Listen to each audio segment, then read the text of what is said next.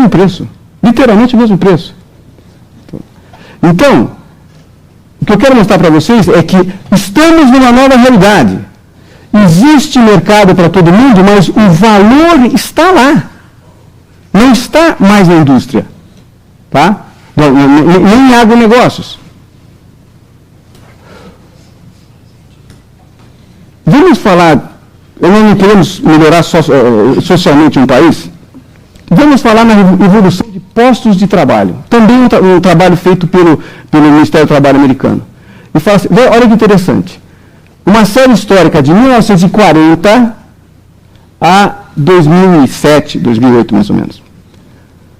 A linha azul são postos de trabalho nos Estados Unidos em indústrias de toda ordem, né? Agronegócios, pecuária, agricultura, né? e indústrias de toda ordem. Se vocês olharem, a quantidade de postos de trabalho está estável desde 1940. Não aumenta o número de postos de trabalho. Vocês vão falar assim, pô, mas como é que os Estados Unidos resolveram esse problema? Aí vem a questão de ter visão de curto, médio e longo prazo.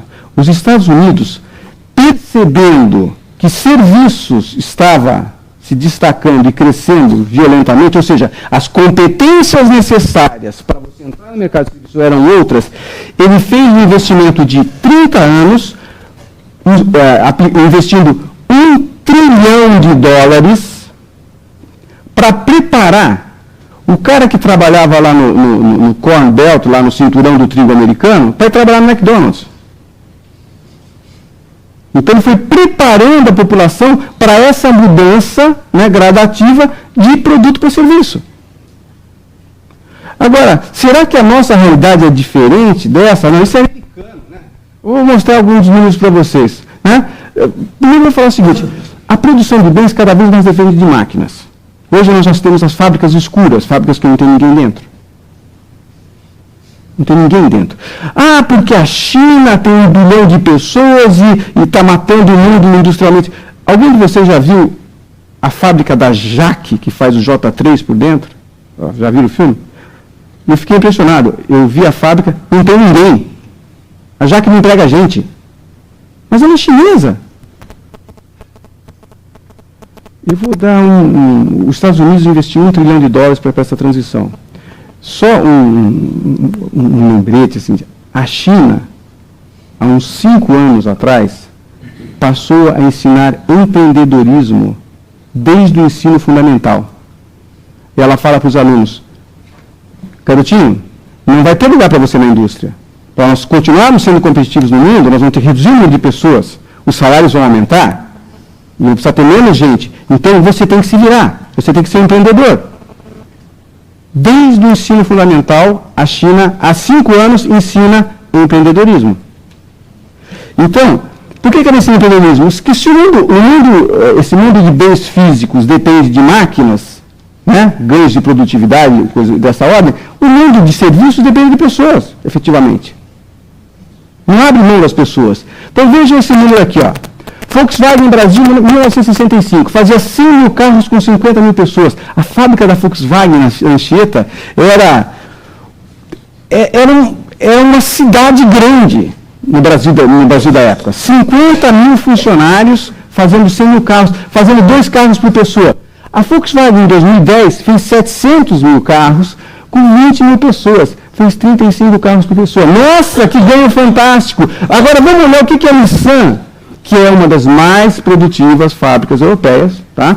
A Nissan na Inglaterra fez. Em 99, ela já fazia 47 carros por veículo, carros por pessoa. Em 2011, ela fez 88 carros por pessoa. Então, essa evolução faz com que a indústria cada vez precise de menos gente, naturalmente. É natural essa evolução. Nós não temos que questionar porque ela está acontecendo, a olhos vistos. Agora, a gente se assusta quando a gente vê isso aqui. Ah, isso aqui é uma situação pontual. É conjuntural. Veja, Brasil, março de 2012, geração de vagas para o setor. Serviços gerou 83 mil, construção 35, comércio 6 mil, indústria perdeu 5, agricultura perdeu 17. Ah, isso é conjuntural. A única coisa que é conjuntural pontual aqui é construção. Porque está com esse número alto, porque nós temos 2 grandes eventos aqui na frente e estamos tentando, no mínimo, jogar a sujeira para debaixo do tapete para quando a gente chegar e não ver. Nós estamos tentando recuperar nossa infraestrutura para poder receber os que vão vir na Copa do Mundo e na Olimpíada. Por isso que tem 35 mil. Porque a hora que acabar os eventos, isso aqui volta para os números que a gente está acostumado. Lá embaixo de novo. Porque construção civil, pessoal, é assim, construiu e demitiu. Você não precisa do cara depois. Você precisa para manutenção, tá certo. Vai ter um certo número, não vai ser 35 mil. O único no conjuntural é isso de construção civil. O resto é a nossa realidade. Eu acompanho a agricultura faz tempo. Todo ano o Brasil perde algumas dezenas de milhares de postos de trabalho em agricultura. E batemos recordes de safra. Qual é o problema disso? O problema disso é você ter que conviver com uma visão do poder dominante de que investir em produtos físicos é o que realmente vale. Nós já mostramos que a curva de cima distribui melhor a renda e requer menos investimentos. O Peter Drucker, que é um cara que eu respeito muito, ele deu um alerta no seu livro Sociedade Pós-Capitalista. Ele falou assim, olha, se eu posso dar um conselho, parem de tentar proteger as suas indústrias e invistam em educação. Ele falou isso em 1990, há 20 anos atrás. O alerta foi para o governo americano. Parem. Tá? O que a Revolução Industrial fez com a sociedade? Né?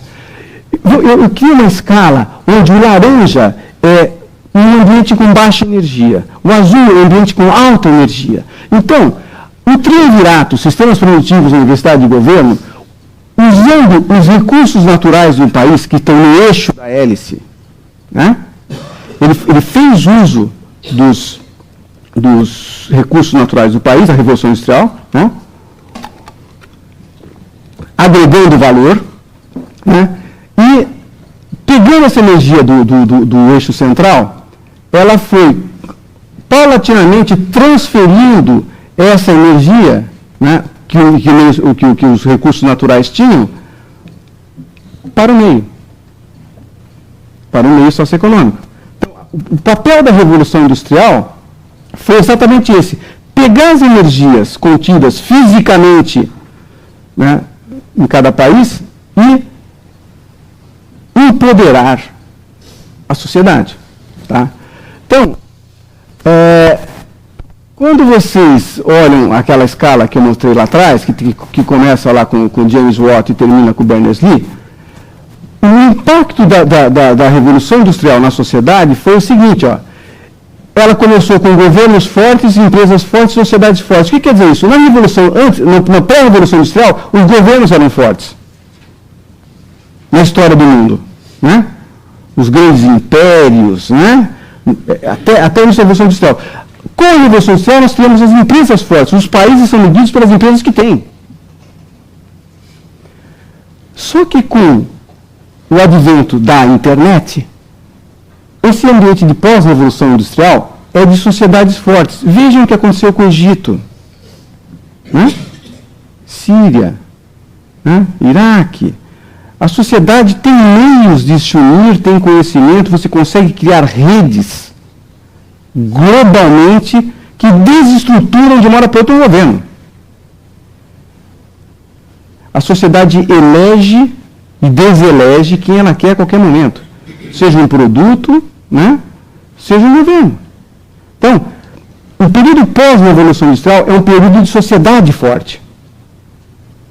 E a sociedade é forte, é tão mais forte quanto for o seu sistema de ensino-aprendizagem. Eficiente foi o seu sistema de ensino-aprendizagem, de educação. Né?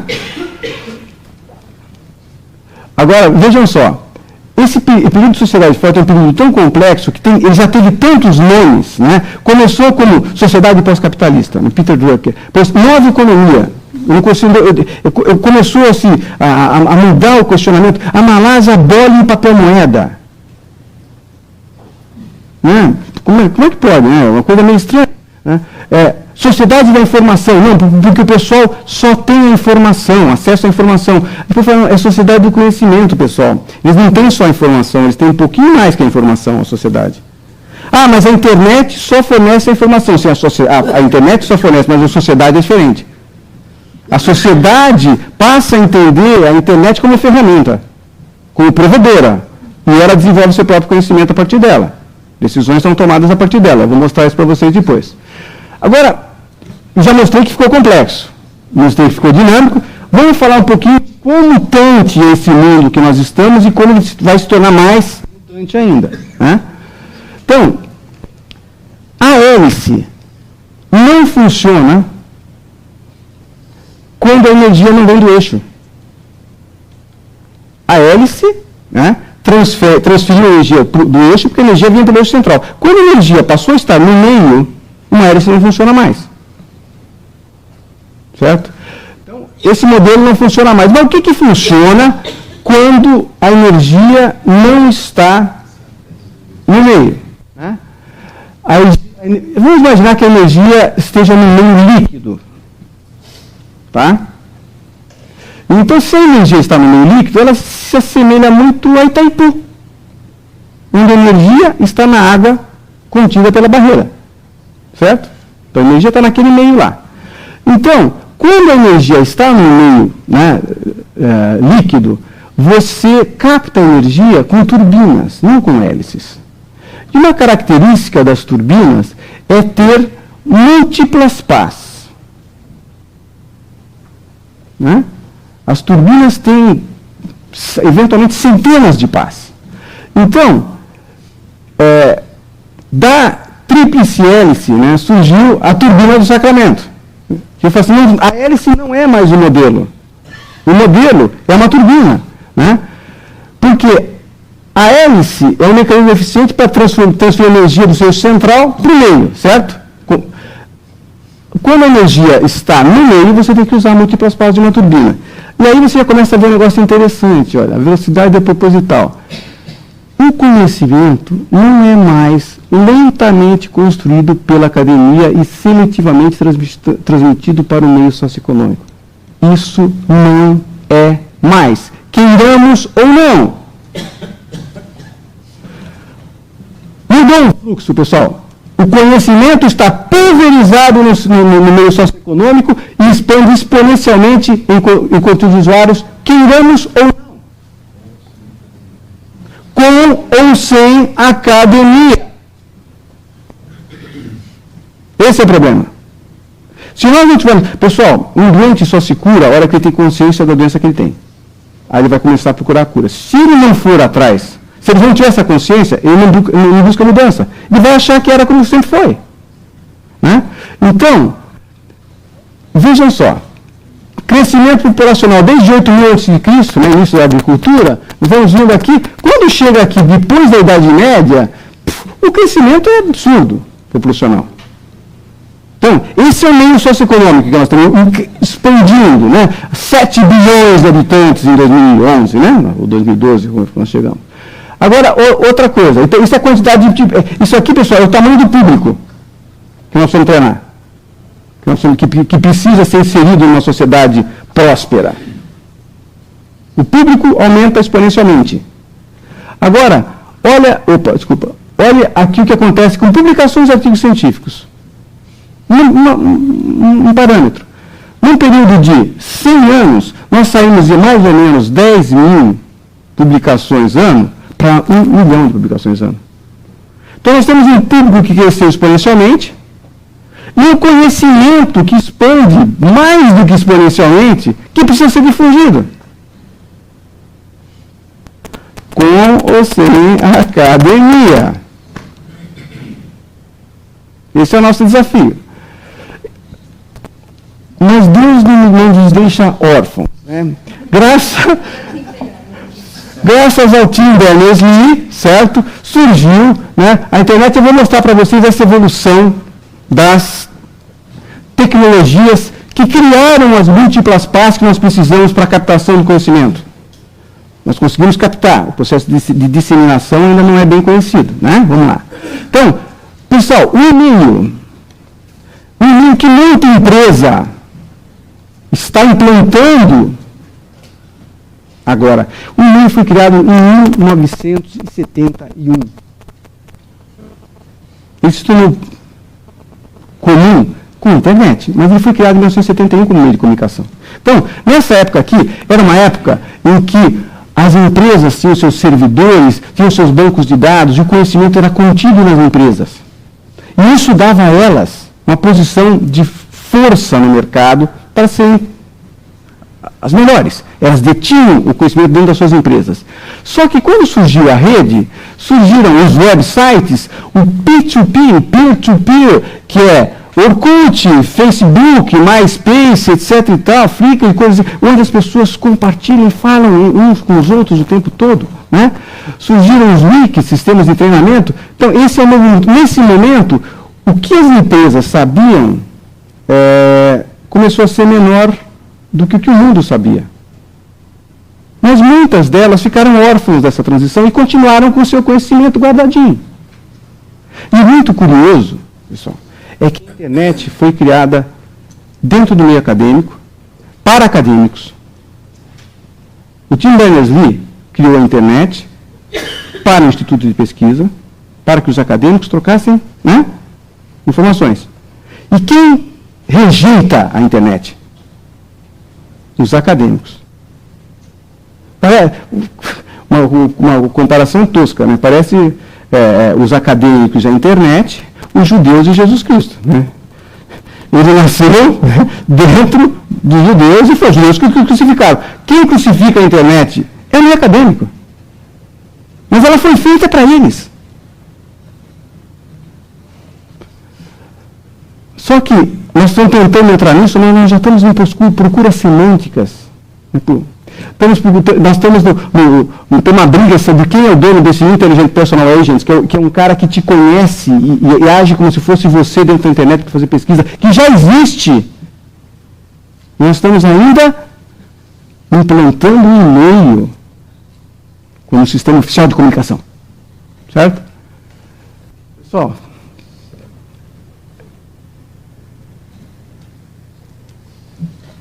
o Pullman, ele fala o seguinte, que a inteligência é controlada por uma rede de milhares de genes, não por apenas, cada um fazendo apenas uma pequena contribuição para a inteligência coletiva.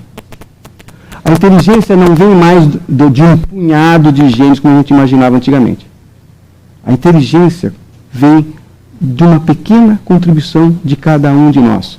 Eu me lembro de uma frase do presidente do grupo Matsushita e Panasonic, que ele falou assim: eu vou bater todos os meus concorrentes americanos em 5 anos. Ele falou isso no início dos anos 80. O pessoal achou aquilo de uma arrogância enorme. Ele falou assim: não, pessoal, é matemática. Os meus concorrentes americanos insistem em apostar todas as suas fichas num pequeno e seleto grupo de pessoas de altíssimo QI. E nós, no grupo Matsushita, humildemente fazemos uso de cada ponto de QI de cada colaborador que nós temos. Nós não temos gênios, mas nós usamos cada ponto de QI de cada colaborador que nós temos. E em 4 anos ele derrotou todos os seus concorrentes americanos. Né? Então, isso me leva à seguinte situação. Eu sou fã do Gary Hamel, sou fã de carteirinha do Prahalad. Quando saiu em 95 esse Computing for the Future, eu fiquei esperando as novidades, que os livros demoram para ser escritos. Né? Então, já que não tinha os livros, eu ficava procurando os artigos. Ele escreveu vários artigos, eu ia atrás dos artigos que surgiam numa frequência um pouco maior, talvez anual, bianual, artigos interessantíssimos. Mas o Gary Hamel falou assim: não, eu preciso de coisas mais dinâmicas. Eu vim fazer eventos em São Paulo, inclusive veio aqui fazer palestras, mas essas palestras também são esporádicas. A troca de conhecimento não é tão intensa assim, a periodicidade não me agradava. Aí o que ele fez? Ele criou um site, né? Onde ele fala que time to reinvent management, you can help, ele fala assim: nós vamos mudar a administração hoje, ela não está mais adequada às velocidades modernas. Você pode nos ajudar. E nesse processo, ele criou lugares onde eu conversava com ele. Então, o Schiller me pediu uma informação, o Miguel Riemann falou assim, pô, Miguel, continua desenvolvendo essa tua ideia que é interessante, isso vai fazer parte do livro dele.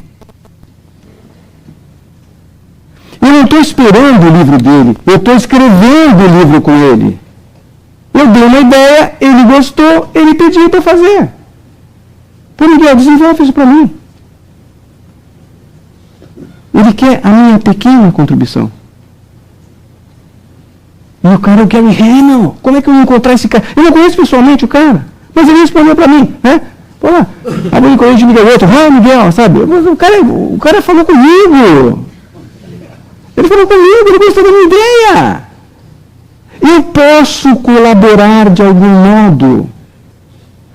Todos nós podemos colaborar de algum modo. A pessoa mais humilde, eu nunca confundo cultura com inteligência. Conheço cultos absolutamente idiotas e conheço incultos absolutamente geniais. E todos vocês conhecem, tá? O que ele está procurando é um idiota que possa dar ideia inteligente. Vamos achar essas coisas. Ele achou ótimo, ele criou o canal. Esse é o novo canal. Ele está procurando conhecimento no meio socioeconômico. Ele não foi para a academia, ele veio para mim. Ele não sabe que eu sou da academia. Nem disse que eu sou da academia. Ele só gostou da ideia. Legal, a ideia é legal, encourage, vai atrás. Tá? Isso aqui é a prova da inversão do sentido do conhecimento. O conhecimento não vem da academia para o meio. O conhecimento vai do meio para a academia. A função da academia, isso é disruptivo. A função da academia é outra. Ela não é mais a detentora do conhecimento. Não é aquele ser que está no Olimpo transmitindo conhecimento para os incultos. Não. Tem um livro que é interessante que fala assim, nós somos mais inteligentes do que eu.